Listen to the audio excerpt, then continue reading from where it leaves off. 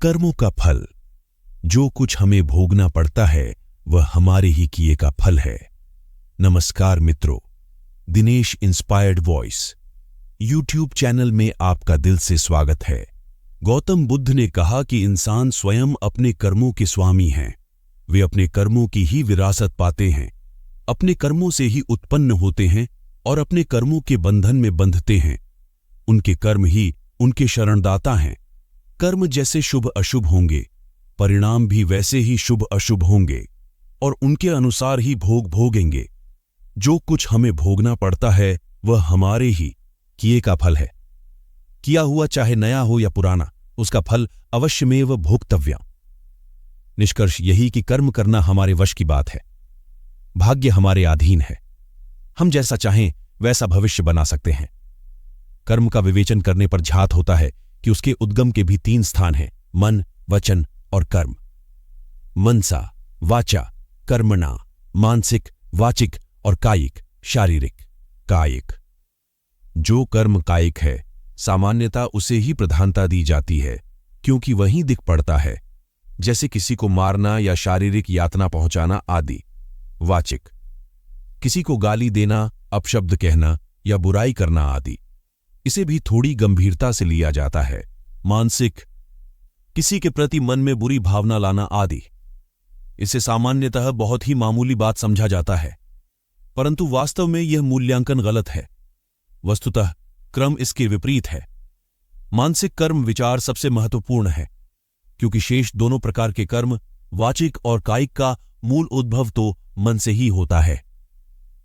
जो कुछ भी बोला या किया जाता है उसका विचार पहले मन में ही उठता है। इसलिए किसी भी कर्म का मूल्यांकन करने से पहले उस समय मन की भावना को देखना होगा।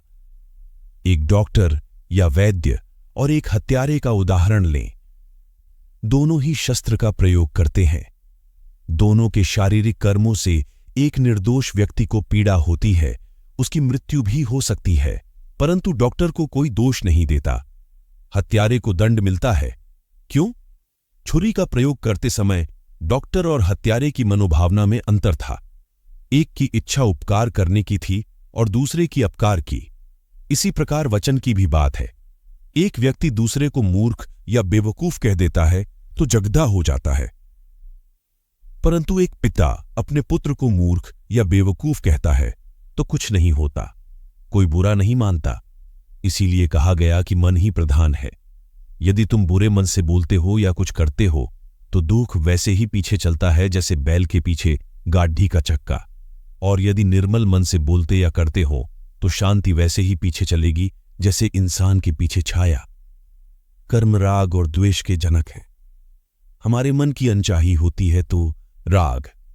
इस राग द्वेष का प्रभाव हमारे ऊपर पड़ता है, चाहे क्षणिक अल्पकालिक हो अथवा दीर्घकालिक पर पड़ता अवश्य है। बार बार होने पर इनका प्रभाव संचयी हो जाता है। इस प्रकार उनके प्रति तृष्णा पैदा हो जाती है और यह तृष्णा संस्कार डालती है। एक उदाहरण से समझें तो हम इन्हें पानी, रेत या पत्थर पर लकीर की उपमा दे सकते हैं। इस प्रकार उनके प्रति तृष्णा पैदा हो जाती है और यह तृष्णा संस्कार डालती है। एक उदाहरण से समझें तो हम इन्हें पानी, रेत या पत्थर पर लकीर की उपमा दे सकते हैं। जो संस्कार जितना गंभीर होता है वह उतना ही गहरा प्रभाव डालता है। गीता के अनुसार ये कर्म अपने संस्कारों के कारण 3 प्रकार के हैं: कर्म, विकर्म और अकर्म। कर्म जो कुछ हम प्रतिदिन बिना प्रयत्न के करते हैं, जैसे खाना, पीना, दैनिक कामकाज आदि।